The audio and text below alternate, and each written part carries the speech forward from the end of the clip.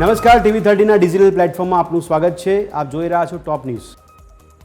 Ajit ડોભાલે operation સિંદૂર પર પાકિસ્તાનના દાવાઓનો પર્દાફાશ કર્યો. જો ભારતને નુકસાન થયું હોત તો તેઓ ફોટો બતાવત. આઈઆઈટી મદ્રાસમાં પોતાના સંબોધન દરમિયાન ઓપરેશન સિંદૂરનો ઉલ્લેખ કર્યો. યુએઈથી મુંબઈમાં ડ્રગ્સ દાણચોરીનું રેકેટ ચલાવનારનું પ્રત્યાર્પણ. માસ્ટરમાઇન્ડ કુબ્બાવલા મુસ્તુફાને સીબીઆઈએ ભારત પ્રત્યાર્પણ કરાવ્યું. તેની સામે રેડ કોર્નર નોટિસ જારી કરવામાં આવી હતી. એક્સિયોમ 4 મિશનને લઈને મહત્વની જાહેરાત. શુભાંશુ શુક્લ 14 જુલાઈએ અવકાશથી પૃથ્વી પર પાછા ફરશે. નાસા દ્વારા કરવામાં આવી જાહેરાત. આસામમાં પણ ભાષાને લઈને લડાઈ શરૂ થઈ ગઈ. મુખ્યમંત્રીએ વિવાદ પર આપ્યું નિવેદન. ભાષાનો ઉપયોગ બ્લેકમેલિંગના સાધન તરીકે ન થવો જોઈએ.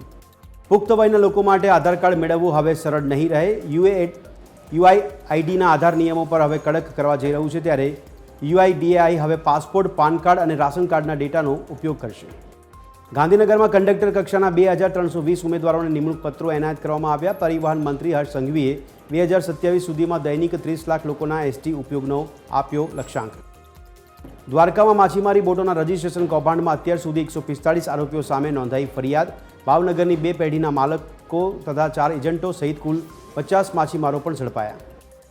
ધારાસભ્ય ચૈતર વસાવાએ સોમવાર સુધી રહેવું પડશે જેલમાં. બંને પક્ષના વકીલોની દલીલો સાંભળ્યા બાદ સોમવારે કોર્ટ આ મામલે આપશે ચુકાદો. તો ખીજડીયા બર્ડ સેન્ચ્યુરીના સ્ટાફ પર હુમલામાં 3 લોકો સામે નોંધાઈ ફરિયાદ. સેન્ચ્યુરીમાં વેકેશન છતાં પ્રવેશ્યા હતા માલધારીઓ. ઘર્ષણ દરમિયાન માલધારીઓના હુમલામાં એક મહિલા સહિત 5 કર્મચારીઓને પહોંચી હતી ઈજા. તો નાના ખેડબ્રહ્માથી અંબાજી સુધી રેલવે લાઇનને મળી મંજૂરી. 46 કિલોમીટર રેલવેથી વધુ એક ટ્રેક તૈયાર થશે. ઉત્તર ગુજરાતના લોકોને થશે ફાયદો.